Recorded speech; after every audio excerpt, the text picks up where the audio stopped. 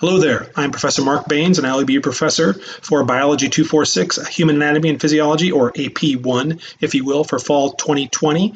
Our first class will be on Tuesday, September 1st, and you are obviously going to be in one of three sections. You're either going to be in, it's out of order here, but 2055 or 20055, which is 210 to 325. The first section is actually the last section of the day, technically. 2056, which is 7:30 to 8:45, or you're in 20057, which is 9:10 to 10:25. So, and I believe that's correct. Might be 9:05 to 10:20, but on your schedule. I think that I may have that off. As better than I do in this point as I'm looking at that. I wonder about that 20057. That said, whichever section you are in, I do need you to be attending the live class at that time. There may be exceptions granted in some situations where you have a challenge and you need to attend a different section, but you need to get permission from me in advance in that regard.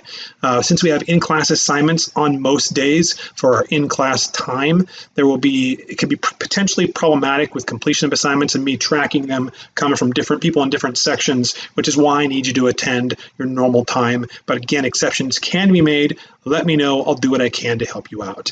And if you're anything regarding your lab, which I know if you're not used to having a class in a lab, if this is new to you, then it's kind of difficult trying to manage mentally the idea here that you're really having two different parts to this class, this 4-credit class. You have your class time. So when I say class, referring to lecture time, class, and Professor Mark Baines, me.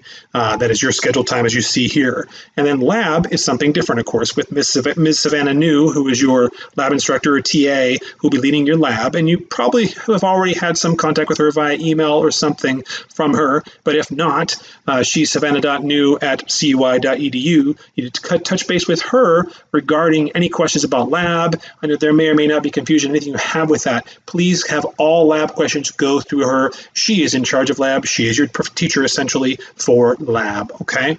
If you have questions regarding, this is all in your syllabus, by the way, which I will show you in a moment. Here is in Blackboard, accessible at any time. And I may make updates or changes to it, in which case I will let you know by course announcements. I always try to keep tabs on course announcements, at least prior to each class. So Mondays and Wednesdays, if you will, or Tuesday morning and Thursday morning at the very least. The more often you do a quick check-in there for course announcements, you'll be on track with knowing what's going on in the class. And you probably will get updates on that as well as it comes in, so you may just see that come in. But in terms of if you have questions ongoing about anything, we can set up a Zoom call if you want, you and I, or have a phone call. My cell phone's right there. Please only use the cell phone if you really need to. I'd prefer you go through email first with a basic question. To be really clear, if you have a very simple question and I can answer in a broken sentence, yes or no, and you're not asking me right before class, don't do that. That's too difficult. I'll never look at my phone right before class. You can text me if you want. That needs to be probably at the end of the day, or expect at least a little bit of time. It's not going to come really fast. I know we have tendencies of expectation for texting. There's it's been 5 minutes. Why hasn't someone texted me?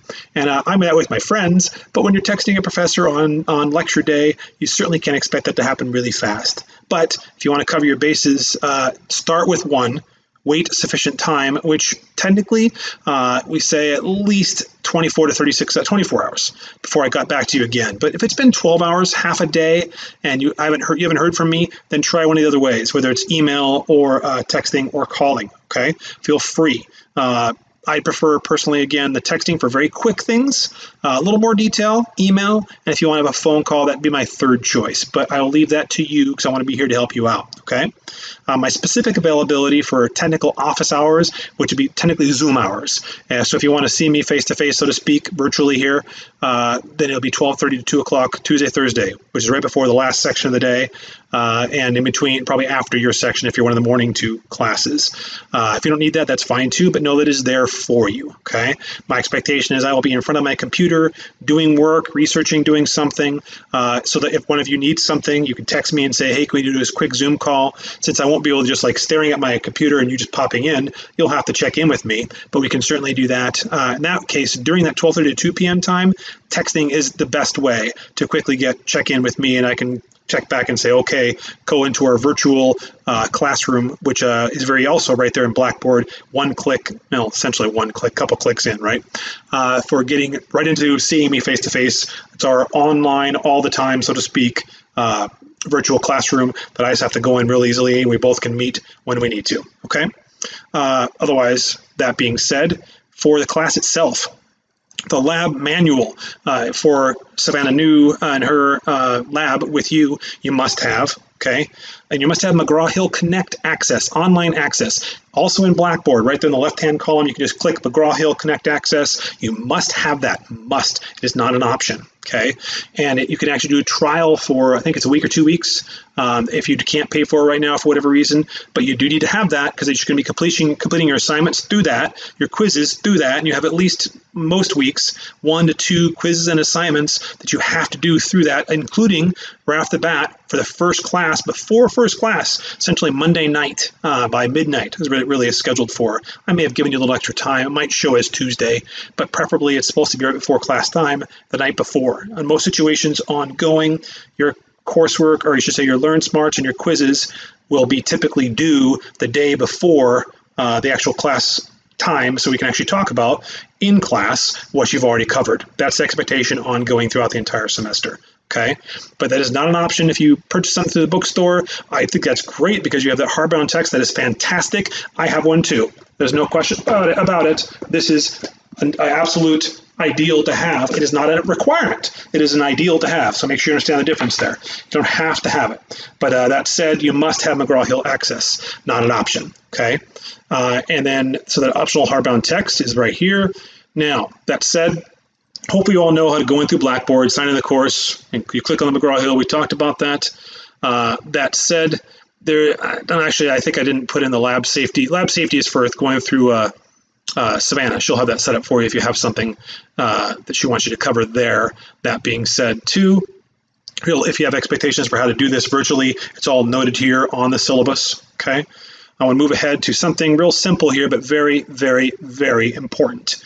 Under here, in the third page or so of your syllabus, you've seen the mission of Concordia University Irvine before. You probably also, maybe, if you're like me as a student, I didn't go in and look at this in my student handbook, but there's one simple sentence that really pretty much is going to guide our classroom instruction, guide our emails between one another, our texts, any interactions we have, student to student, teacher to student. This is how it needs to be. There's no exceptions to this. We as a community are committed to fostering a Christ-centered environment, and all of our members are expected to be seeking common ground in meaning. In this case, we're trying to get our classwork accomplished. I'm trying to do my best to help you learn the material, and you're trying to do your best to learn it, and in situations where you need help, to seek it. But whenever you get upset about anything, because it's understandable, it's virtual, this is hard, this whole COVID pandemic has made it hard on all of us, there's no question, there's so much going on in life. I totally get that, totally understand and sympathize with you, but let me know. I will always give you the chance to explain whatever you have concern-wise when it does come up. But when you do have concerns, I must do the same for you. Basically, compose yourself with dignity and grace, which means just like the person you care about the most, whether it's a friend or a family member, any situation you have where it's challenging, you have to always be thinking about first, this is someone I care about. I do care about you, whether I've met you yet or not. My goal is to help you the best that I can. Make sure that when you have concerns, they come across as, can you please help? Never out of anger or frustration, or we will quickly have to end that interaction. Okay? I don't expect it to be a problem at all, but that's why we need to talk about it first to make sure that we don't. Okay? That said, as it notes, all student-to-student and student-instructor interaction or action must be held to the standard. Simple, important, and then we can do our best to get through what could be a challenging class, but ultimately what can be a lot of fun. We're talking anatomy and physiology, and really, it's the body and everything that it does. Real simple, right? From a very general concept, yeah, because it's just with just the body, right? But oh, is the body complex? And if you've had a chance to study any computer science versus the human body, I'm going to argue that the human body is far more complex than computer science, even though I'm far more of a physiology and anatomy person with very little computer science technical expertise. That being said, I'll leave that to you to make that determination. I'm going to move past some of this. You want to take a look at the outcomes and the purpose of the biology majors. So you have just, it looks probably familiar to you, but please glance over it. I'm not going to go point by point through for you with it. you'll see these learning outcomes popping up in the syllabus, just like they'll say 1 or 2 learning outcomes only, not all of these each week. It's a kind of reminder, the kind of information you're expected to be obtaining for that week, among other information. It's not the only thing that you're expected to have, right? And so you'll have also down your syllabus, a few pages in, page 6, you'll see course management, roughly speaking, what we're looking at. So you can kind of see a quick overview of the entire semester, okay? Week 1, chapters 1 and 2, 2 chapters. Week 2, 2 chapters. Week 3, 2 chapters. Week 4, 2 chapters. And then it starts to slow down a bit. Actually, week 6 has the couple combo in there too. But we start having only a single chapter for the most part, even possibly having some of these chapters leak over into multiple weeks, because the depth of the content gets much larger. So the first couple weeks is really kind of expected to be some review. You've had some of this background in bio and chem, in particular, some crossover with physics even as well, right? It all pertains to the body. That being said, you should see some of that. Some hopefully be familiar, maybe most or all hopefully familiar, but that's why it's a little fast in the very beginning. You'll see your first exams at the end of the 3rd week. Okay, at the end of the 3rd week, Thursday, the in-class virtual time will be taking the exam.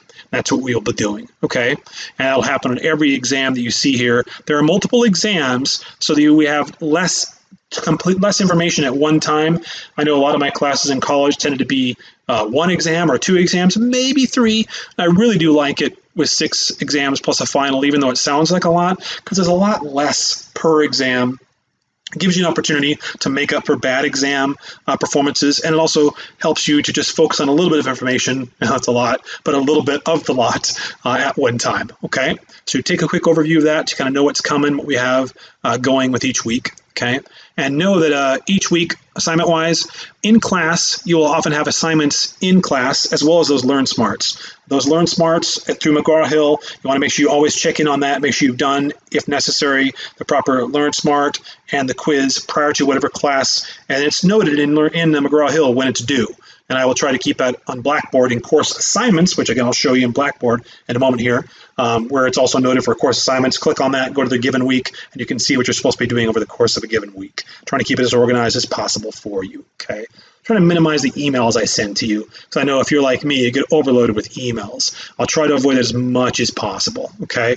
That said, in class, class assignments will typically something virtual. We will use different programs potentially for different in-class type assignments. So expect that there won't always be something due from the work you do in class. Most cases, the expectation is you're submitting it right there as you end class. So I'm getting it right away. There'll be exceptions to that sometimes, but for the most part, that's the expectation. In class time, we'll be doing work together, you and I interacting, possibly student-to-student interaction as the semester goes on as well, maybe more group-oriented potentially down the road. We'll see how all that goes. But the lectures themselves will be videos and occasionally ed puzzles. I don't know if you're familiar with those, but they will start with just some basic YouTube videos. You'll click on in Blackboard, watch the video like this one.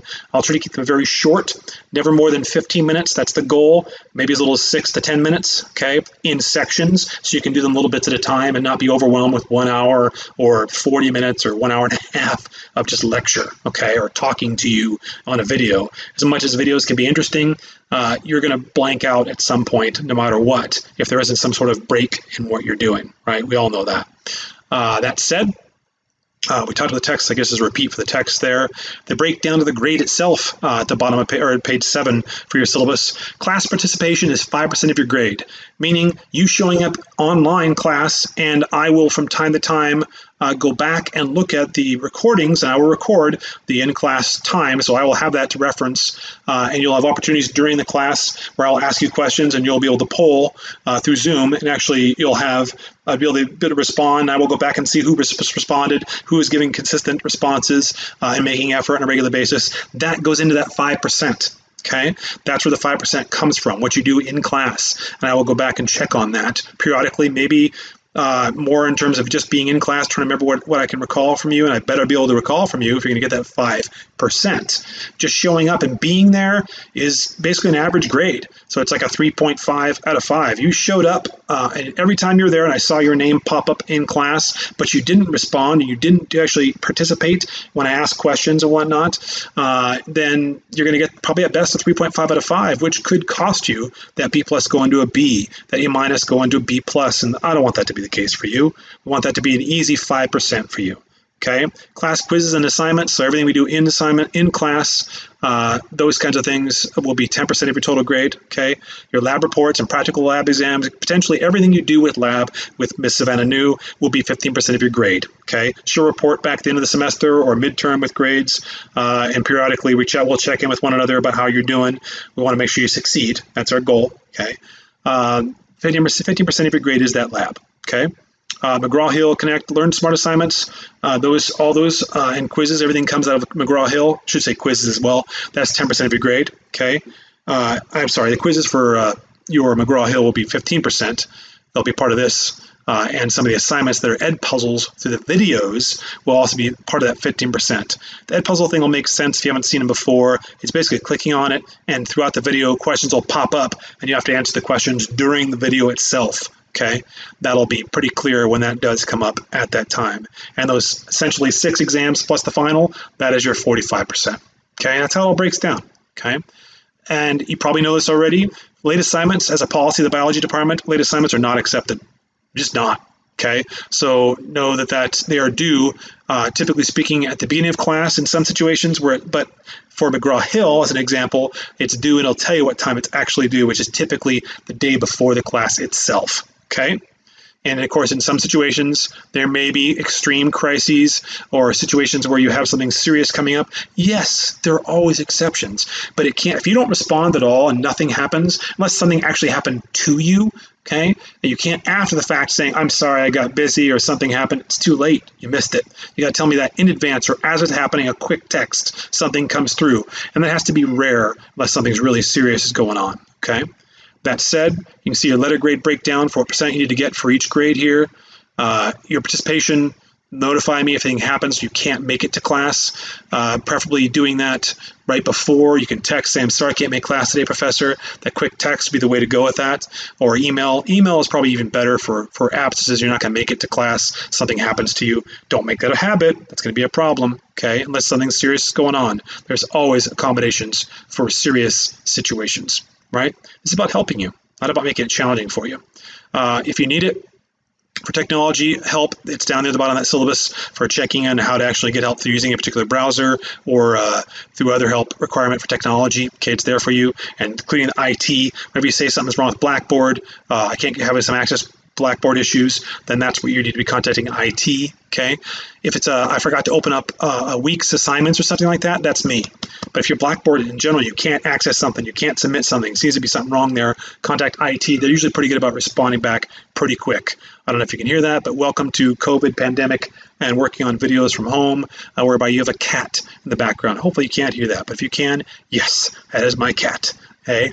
Passwords, also going through your My Account, if you need it there. Not going to spend much time on this other than you having review this as well. And then we come down to finally our assignment map, whereby you can see in a given week, breaking it down fully, the general objectives for each week. If there are any case studies or anything like that, this case, the first week is not showing anything specifically, but that will probably be part of in-class and ongoing as we go opportunity. Readings, make sure you note that right away you have to read something, this part here, page 121 to 25 before our first class, and then the chapter 2 has to be read before the second class. Okay, your Learn Smart, first one, chapter 1 is due by the 1st of September, the end of Monday. Okay, as well as the McGraw-Hill Connect quiz, also at the end of Monday. Okay, if you haven't already done those things. If for some reason your scores are not showing up in McGraw-Hill, let me know if they're not showing up in Blackboard after you've completed them. That being said, and I can manually put it in, but if it happens more than once, you're having an issue with your McGraw-Hill connecting with Blackboard, in which case you need to contact McGraw-Hill to find out why that is not connecting up and syncing up properly. Okay, but look each week to be able to see that breakdown. And then you have here, once you go into your Blackboard course, you'll see course announcements. So you actually can see this course announcement just has for 827 talking about Blackboard Live, syllabus and course assignments. I'll update this at least once or twice a week, so you'll see course announcements. The welcome letter, make sure you read that. Very basic, very brief, one page. The syllabus is right there. I'll update that and show you the date it's been updated. So if you see something after 8/27, you'll want to download that so you can be accurately seeing what's going on in the class. McGraw-Hill in Blackboard here to connect right there. Click, boom, register, get set up, take those quizzes, and your exams will be through McGraw-Hill as well, by the way. Okay. Course assignments, you can see week 1 is up, telling you about reading, completing the Learn Smart assignments, and I'll show these videos will be posted here shortly as well in course assignments. And lastly, the last part here, under your left column, under the primary content areas, you'll have the live classroom. Click there before class or right at class time. Don't be late, please. Make it easy on all of us. I will have you muted when you first come into the class. So I'll say something to you, but you'll be muted. You can unmute yourself when you have something, but please make sure you're periodically waiting for that for the right time before you come in, so there's not people talking over one another. I'm looking forward to it. Excited for our class together. It's going to be a lot, okay? But hard work can be fun.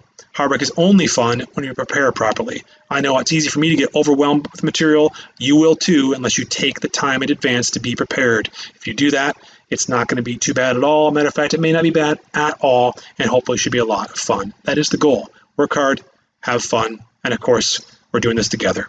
We'll look forward to seeing you again soon.